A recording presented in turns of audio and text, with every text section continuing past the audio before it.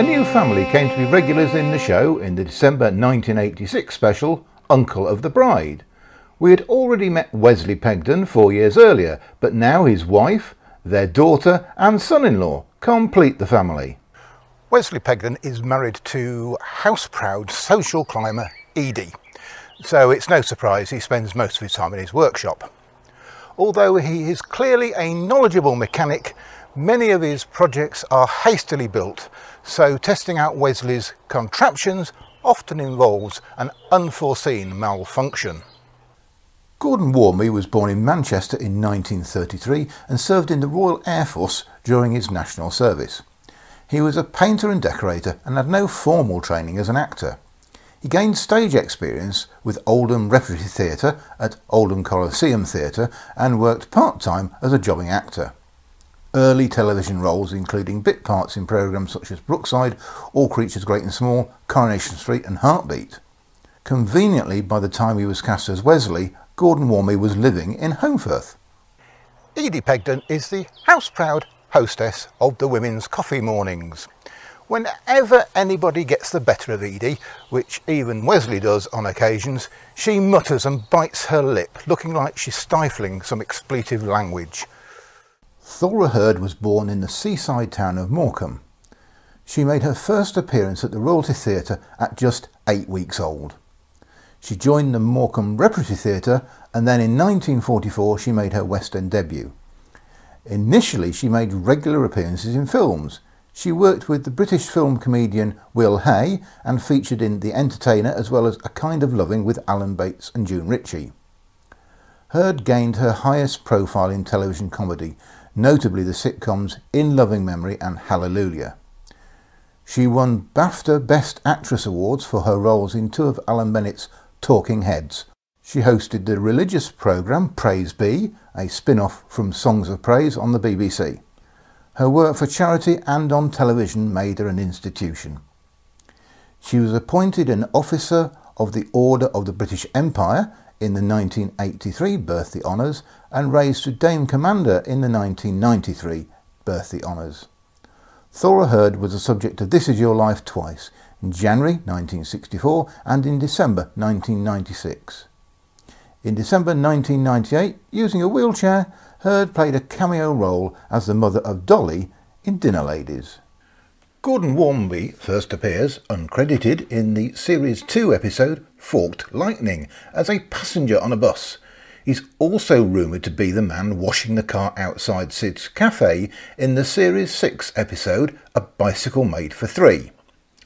He auditioned for the part of Workman on Roof in the Series 6 episode In Service of Humanity, but he impressed Alan Bell so much he was offered the part of Wesley.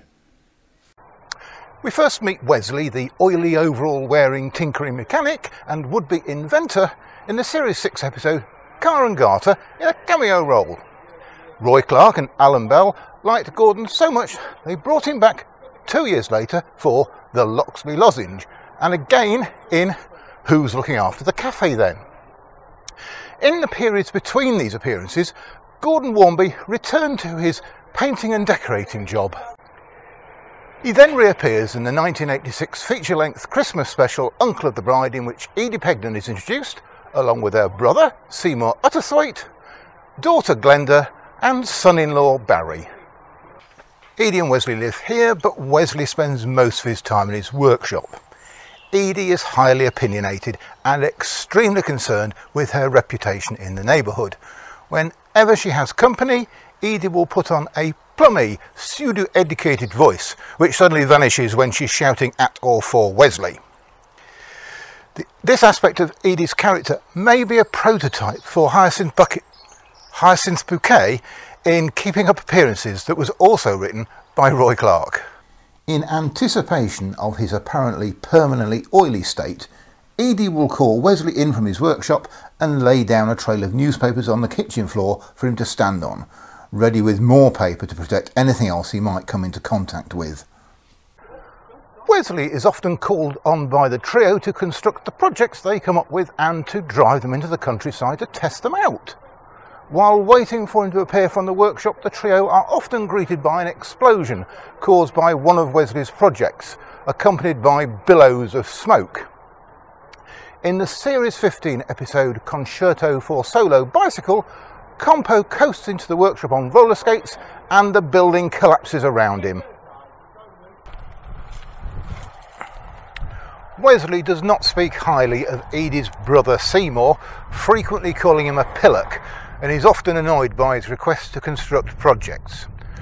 Gordon Warmby has an endlessly expressive face. We can all imagine Wesley's internal monologue, judging them as Seymour or Foggy try and involve him in one of their ill-fated schemes.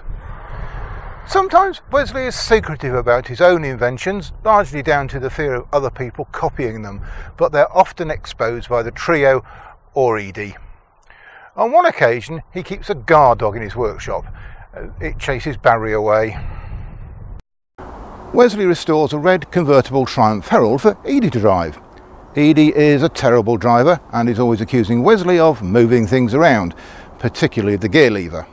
It's a mystery how she passed her driving test after 7 failed attempts. She regularly mounts the curb and careers all over the road. In the Series 19 episode, Perfection, Thy Name is Ridley, Wesley says, "There's a kind of providence that looks after drivers as bad as Edie." That's not counting the number of times he has to tow her car out of a ditch.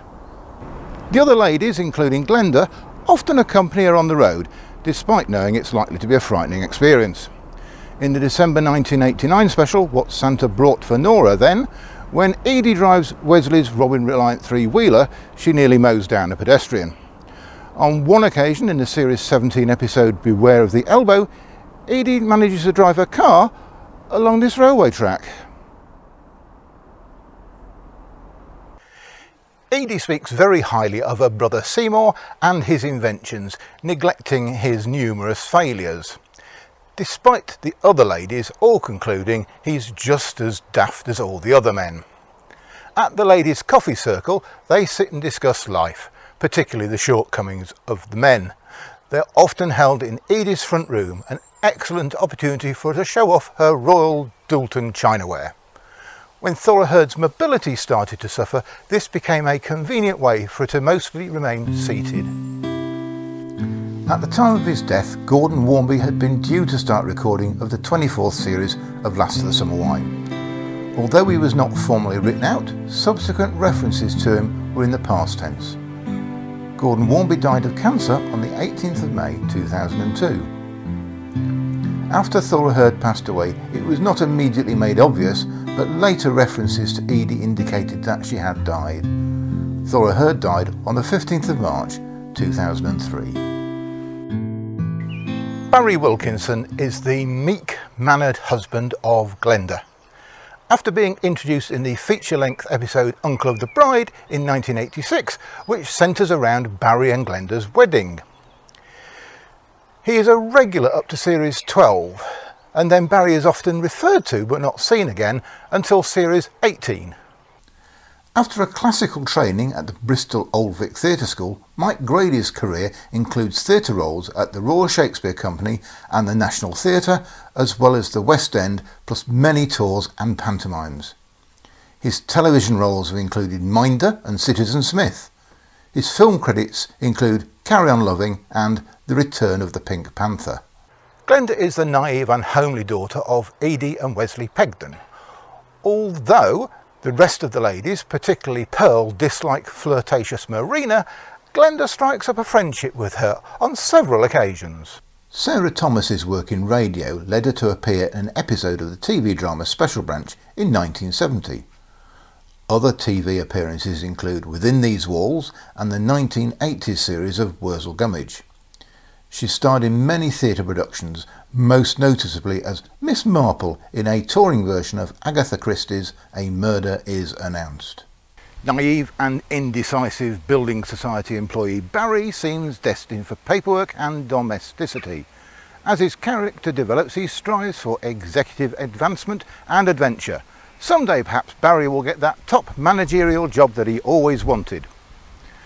Noticing man-eater Marina talking to Barry in the Series 10 episode Downhill Racer, Ivy asks, what's Barry doing talking to her? to which Nora shrewdly replies, "I shouldn't worry about it, he's not bright enough to come to any harm." Glenda is a stereotypical housewife. She cleans and cooks, while hubby Barry works, pays the bills and keeps the car clean. If she needs to go out while he is home, she makes sure there is a cold lunch in the fridge. She is sufficiently devoted to offer to stay home if Barry admits he will miss her when she's out, and she is disappointed if he suggests he can manage for the brief time she will be away. Barry's one pride is his car, possibly even before Glenda. In the series 19 episode Perfection, Thy Name is Ridley, he even says, "She knows I love her, probably even more than the car." Starting off with older cars and progressing to newer models over time, he does spend a lot of time polishing them. He's always trying to keep his cars away from father-in-law Wesley, who cannot resist tinkering under the bonnet. Barry's caution is justified in the series 12 episode Das Welly Boot. Wesley completely removes the engine of his Maxi to use in Foggy's boat project.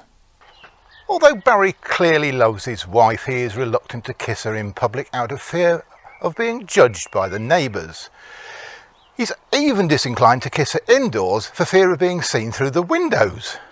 He's also afraid of his mother-in-law Edie, largely because she, along with the other ladies, often judge him or accuse him of looking guilty, not forgetting that all the ladies consider all men are perpetually guilty of something. When Glenda tells him the ladies are coming to their home for coffee for the first time, he likens them to Genghis Khan, but overdoes the charm when they arrive. Glenda speaks glowingly of husband Barry, frequently reminding people, "My Barry works at a building society."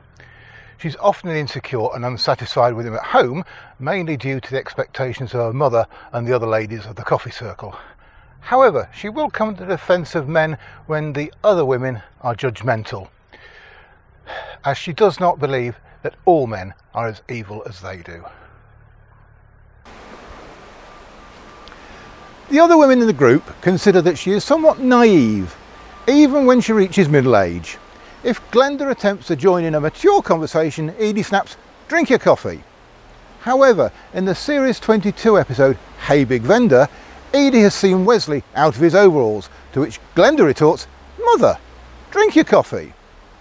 At one of the coffee gatherings, Glenda innocently remarks, "Say what you like about that Marina, she wears nice shoes," then reveals she'd seen Marina with a short person in a long raincoat. Pearl looks furious, while the other ladies try and change the subject. Barry often tries out new hobbies to stop his life being humdrum, including landscape painting, keeping fit and flying a model aeroplane. In the series 19 episode The Only Diesel-Powered Saxophone in Captivity, he happens to be passing Auntie's shop and ends up buying a saxophone. Glenda bans him from practicing it in the house. Seymour often takes advantage of Barry's good nature, truly ropes him into his schemes. Even Wesley involves him in his projects from time to time. In the series 11 episode Getting Barry Higher in the World, Compo's plan to fly a kite looks like floundering when their homemade effort fails to fly. Seymour persuades Wesley to make one for them, but Wesley misreads the measurements and builds a huge kite. While Barry is helping to get it off the ground, it takes to the air, with unfortunate Barry still clinging to it.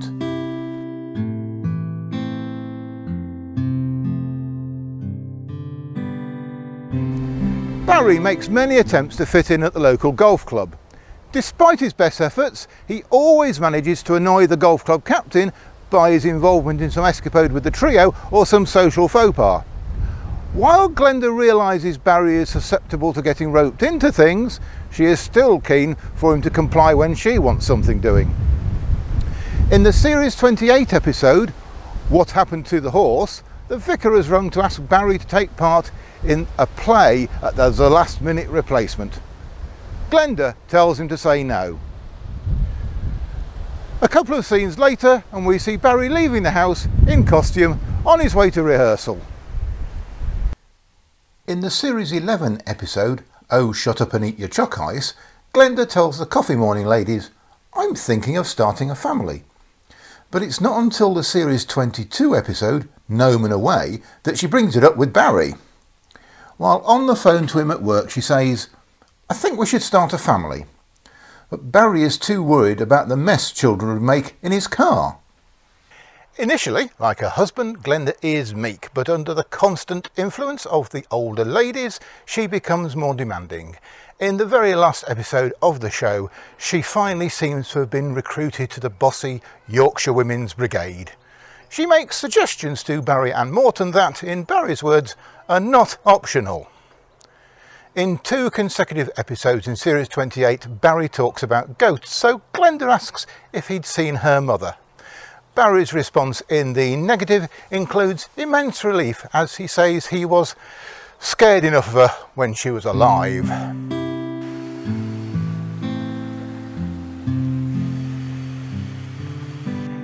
Edie's long estranged sister Ros shows up in town to a distinctly cold reception from Edie.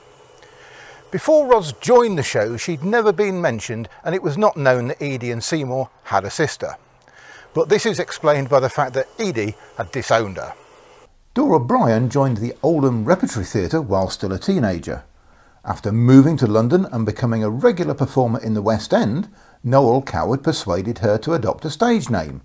She opted for Dora Bryant, but a typographical error left off the last letter on the theatre credits and she became Dora Bryan. Bryan often played the tart with a heart in early film appearances. She won a BAFTA award for Best Actress in her role in the film A Taste of Honey. She had her own TV series, According to Dora, appeared in musicals and headlined several eponymous stage revues. In 1999 she made an appearance in the Victoria Wood sitcom Dinner Ladies as saucy pensioner Connie. In 1996 she was appointed an OBE in recognition of her services to acting. She was the subject of This Is Your Life on 2 occasions, in April 1962 and in January 1989. Dora Bryant's once owned Clarges Hotel on Marine Parade, Brighton, that was used as an exterior for the films Carry On Girls and Carry On at Your Convenience. Ros first appears in the January 2000 episode Last Post and Pigeon. She has returned to make amends with Edie and settle down. She first finds Wesley at his workshop so he can warn Edie. Edie was angry at Ros for leaving her husband and for devastating their mother and is not interested in a reconciliation. However, Edie relents at least enough to tolerate Ros in her home, even though she clearly still disapproves of Ros's past life. Dora Bryan brings a sense of cheerful positivity to Ros. Her admission to out past flings, frequently with married men, are delightful counterpoints to the stuffy attitudes of the other womenfolk. She once commented, "I've always wanted to wear a rose in my hair. Bit of grass was the nearest I got." After Thor had Heard left the show, Ros was often paired with Pearl. Ros was last seen at the end of the 28th series following the departure of Dora Bryan owing to ill health. Dora Bryan died on the 23rd of July 2014 in Brighton and Hove, East Sussex.